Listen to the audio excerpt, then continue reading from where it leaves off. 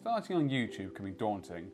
Unless you're fortunate enough to deliver the right content to the right people at the right time, YouTube can be a struggle. You're not alone though. New to YouTube? 5 helpful tips I've learnt from my first 6 months, coming right up.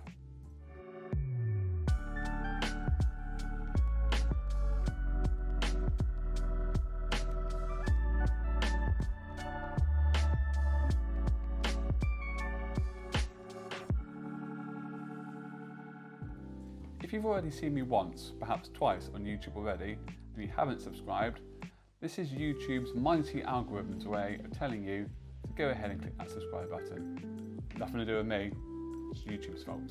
When researching this topic, I found hardly anything to do about people's experiences of their first 6 months on YouTube. Plenty of videos of people talking about their first 10,000 subscribers or the £20 billion they've made in the first year, but nothing at all to do with how their first 6 months went. Well, as promised, here are my 5 helpful tips I've learnt in my first 6 months of YouTube. It doesn't matter what you film with, whether it's a phone, a DSLR, or an entire production crew. Like Sean Cannell at Think Media says, you gotta just press record. And he's absolutely right. The first 6 months, maybe even the first year, should all be about developing your skills and understanding how YouTube works. With most new phones supporting 4K, there's no necessity to rush out and buy a new device. If you're waiting to have the right camera gear or the right studio set up, all you're doing is you're making an excuse not to start. Start today. Thank yourself tomorrow. If you go through any of my previous videos, you'll probably hear that the audio is all over the place. There was absolutely no consistency.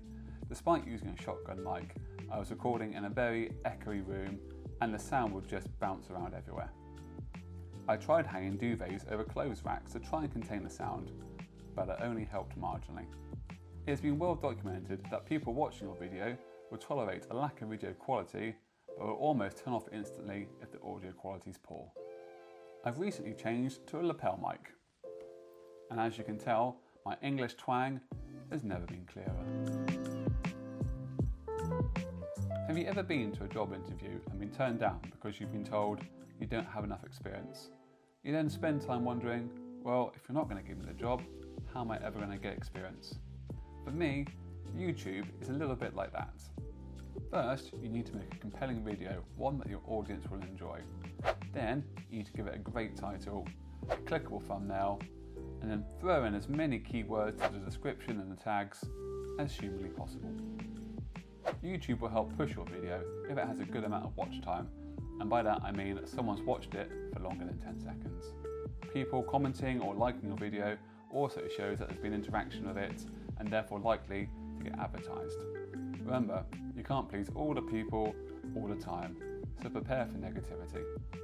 So, it goes back to my initial vague point about job experience.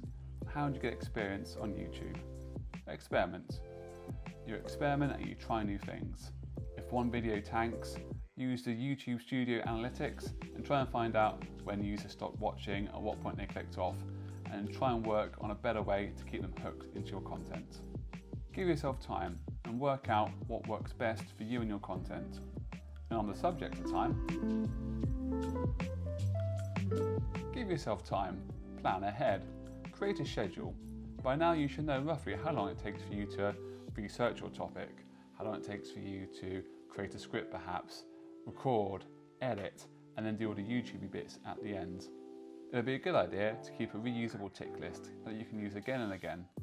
Research can also incorporate learning from people you admire online. If you see something you like, try it yourself. Don't measure your success against anyone else. Everyone wants to get to the same place on YouTube, but everyone's path is also unique. Some may have a standout video that takes off, and if that happens, that's great. But remember, consistency is key. Whether you have 5 subscribers or 500,000, making the best quality content you can each time is a lot better for your skill set than just half-arsing it and chucking anything up. And because you've managed to stay awake until the end, here's a bonus tip for you as well. Just start. You'll fail. Something will go wrong. Something won't work out.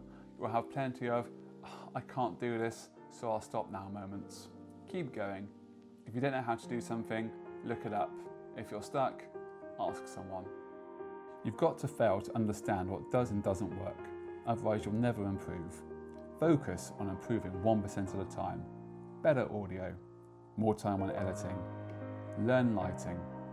You've got the ability, you've got the ideas, you've got the bit between your teeth that says, you're going to do this.